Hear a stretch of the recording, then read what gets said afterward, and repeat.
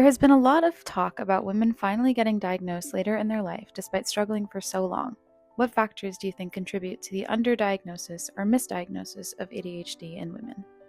Firstly, societal expectations often play a significant role. Women are generally expected to be more organized and more responsible, especially when they're mothers. And this can lead to their symptoms being dismissed as personal shortcomings rather than a clinical issue. This, of course, can result in many women adapting their behaviors to meet these societal norms rather masking their symptoms.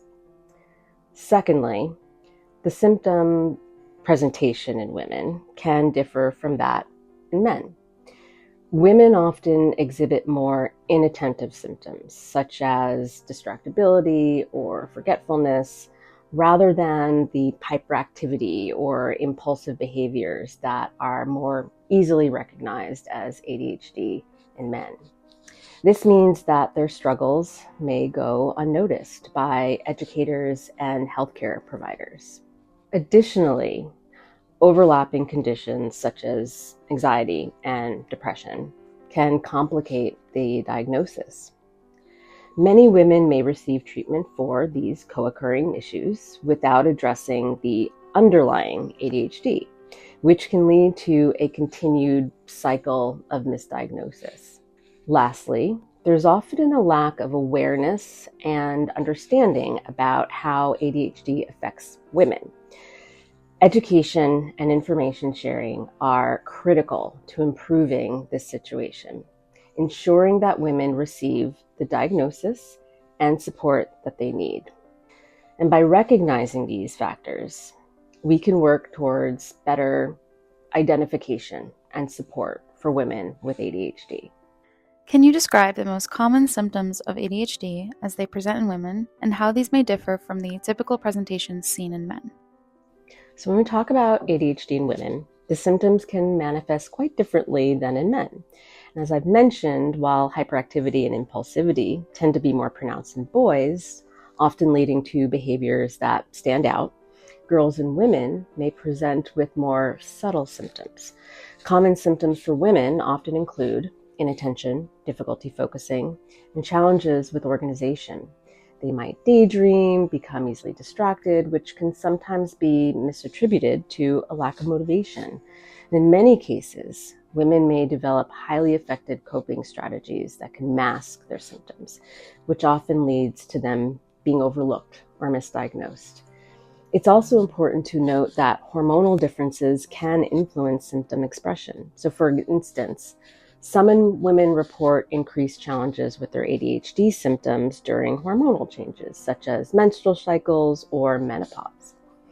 So overall, while the core symptoms of ADHD remain consistent across genders, the way they are expressed can significantly differ. This understanding is crucial for ensuring accurate diagnosis and effective support for women with ADHD. In your experience, what are some of the unique challenges women with ADHD face in terms of self-esteem, relationships, and academic or professional performance? That's a great question. Women with ADHD often encounter a range of unique challenges that significantly impact their self-esteem, their relationships, and academic or professional performance. One of the key issues is self-esteem. Many women with ADHD struggle with feelings of inadequacy due to difficulties with organization, time management, or just follow through. They may compare themselves to peers and feel as though they're never quite measuring up, which can lead to low self-esteem and even anxiety. In terms of relationships, these challenges can manifest in different ways. Women might have trouble maintaining friendships or romantic relationships due to misunderstandings about their behavior or communication styles. For example, a woman may forget important dates or appear distracted, which can be misinterpreted as a lack of interest or commitment.